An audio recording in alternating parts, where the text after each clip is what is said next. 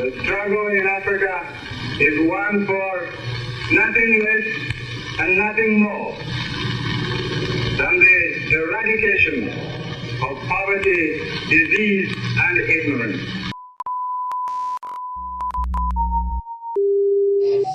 People, power, possibilities. People, power, possibilities. People, power, possibilities. People, power, possibilities. People, power, possibilities. My guest today is a rebel with a cause. What a tough young man, folks. I've just been listening to his story. You need to hear it too, folks, because this man, not even 30 years old, high school dropout, grew up in a broken home, was sent to approved school, kicked out of that, and he never gave up. Nikonjata siezi karanga uwe hae shagala bagala niko tayari kulipa gharama sitasimama maovu ya kitawala sitasimama maovu ya kitawala ufisa. I'm a photo activist. I'm using photography for activism. I'm using the visual art to bring about the change that I want to see. Boniface Mwangi understands the power of the image. As a local newspaper photographer, he documented the violence that tore the country apart after the 2007 general election. I was a traumatized guy, very traumatized. I thought about suicide. I quit my job as a photographer from the Standard newspaper. I was very, very traumatized because after the violence, the country moved on. The middle class continued living as if nothing happened, but there were still IDPs suffering. There were still people in refugee camps in their own country. But the politician and the political class forgot about it. They continued their life, and that really affected me. I was one pissed man, and that's why I ended up doing Picha Mtaani. He said, I must show the country what really happened. I must show these pictures. Alafu watu wanakula pamoja na nyinyi mnabaki mnapigana ngome.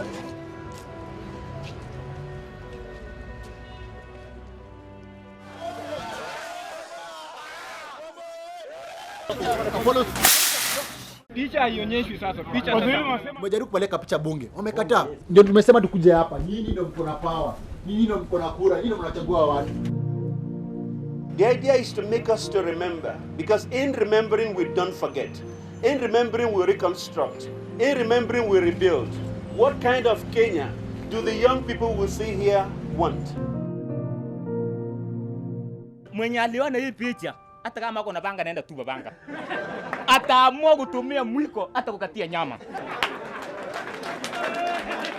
Kama hapa tunasikia ni vizuri sana. Unatoa maoni yako na watu wanakusikiza. Na katika hali hii najisikia nikiwa pamoja na wale wengine ya kwamba tuko njia moja ya kutafuta amani ya kudumu katika nchi. Respect yourself and we can build one country, one Kenya and one people. And yes we can. Yes we can.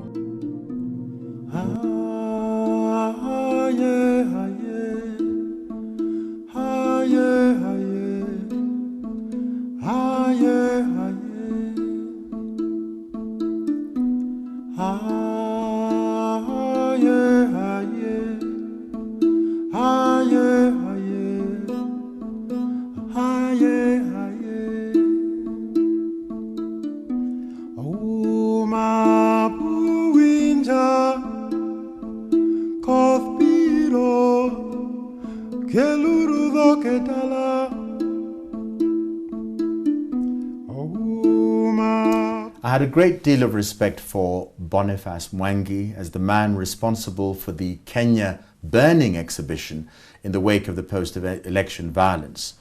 I had a great deal of respect for Boniface Mwangi when I learned that he was the CNN African Journalist of the Year, not just once, but in the years 2008 and 2010.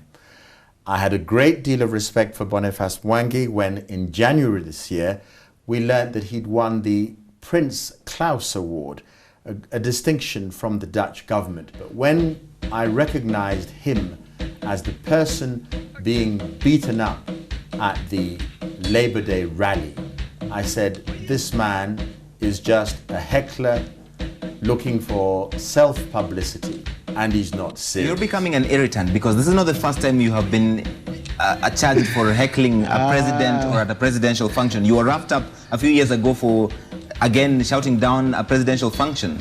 It's actually happening in this country. We have demonized people who speak up for what is truth. We become hecklers and activists and all these bad names. People are dying every day on road accidents because the driver is speeding. But you have 18 passengers in the car and they don't raise their voice. Guess what? If you had more irritants, as you call them in this country, can it be a better country? So nitapata wapi majibu ya maswali, mahindi lienda wapi? Pia shilingi ya shule za. These are the images that have got the country talking and the authorities restlessly twisting their legs. Kenya is a big talk show. We talk a lot. We talk all the time on Twitter, Facebook, blogs, offline in pubs, in chamas, in barazas. All we do is talk. So we're trying to say, guys, let's stop talking and do something. So how do you tell 49 years of impunity, corruption, political assassination, land grabbing, all these things, how do you do that? And you realize you could do a mural. And how do you describe a member of parliament? Which animal befits that member of parliament? And you chose her? The vulture, it's a cannibal. It eats both the dead and the alive. It takes advantage of the weak. And if you look at the tendencies of our political leaders, all of them, the biggest, strongest animal they come close to is a vulture.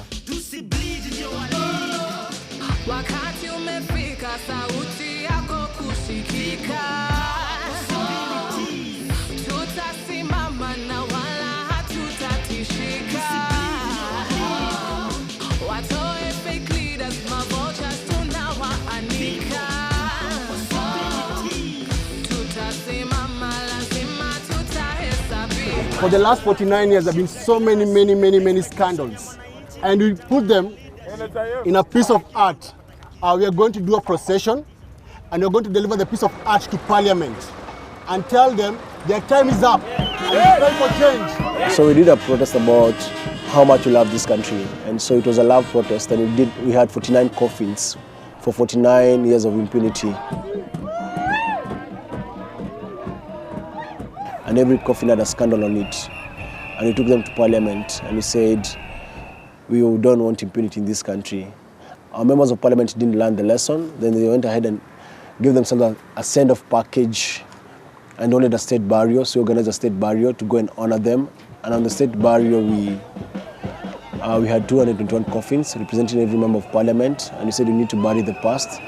And because there's no place to bury them, we burnt the coffins.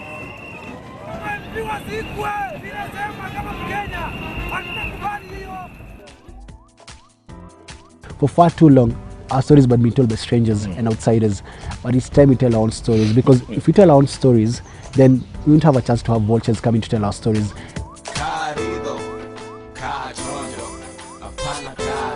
Power 254 is about using the visual art to have social impact, using the visual art to empower and inform people, using the visual art to change lives. Before Power 254, there was no place for creatives, there was no space for artists to come work, network, socialize and work together. Not be seeing the space where you have people collaborating together, exchanging ideas and talking about ways they can transform society and actually look at ways of doing it collectively.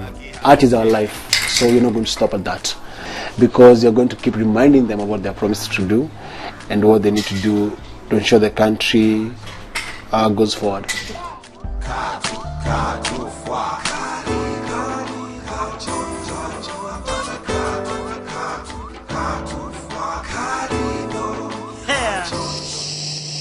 Look, one thing that's going to happen, and I can tell you this without fear or battling an eyelid, is that the members of Parliament are going to pass an increase in their salaries.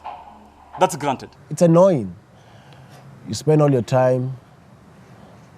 I think Kenya is very frustrating. It's a frustrating country.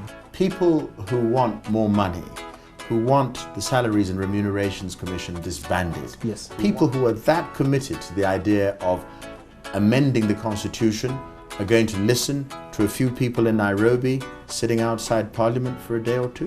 Nalipa tax na hata siwezi afford kupanda taxi. Kwa banki sina kakitu siwezi afford hata shati. Maji nanywa ya kanjo yako ya chupa za mapambo. Nalipia mtoto wako elimu ya bure ya juu, unanipa ya bure lakini ya utu.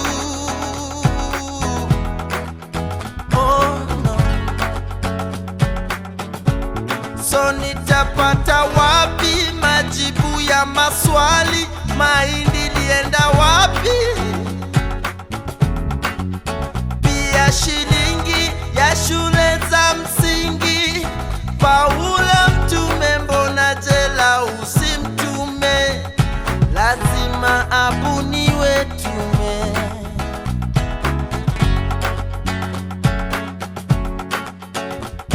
Lazima abuniwe tume.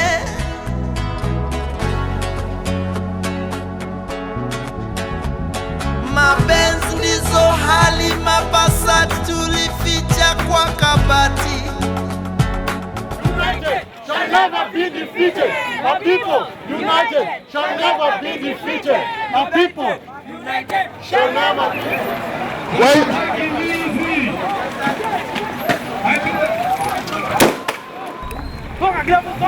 Mshahara yako miaka 10 ndio mshahara yake mwezi moja. Imagine that. And then you protect them. Akopi your CPD, your CS. Mnatumua vibaya. These are your brothers and sisters that are beaten up for no offense. Taking us back to the Kanu days. What is Uhuru afraid of? The young people, Eric, come. Huh? Huh? What have I done? What have I done? What have I done? I haven't done anything. I haven't done anything. Shit. With me here. You're dirty. I'm dirty. As you know, I see hope every time I go home and see my kids. My kids make me hopeful. That's the reason I have so much hope. When I see my son, Nate, come.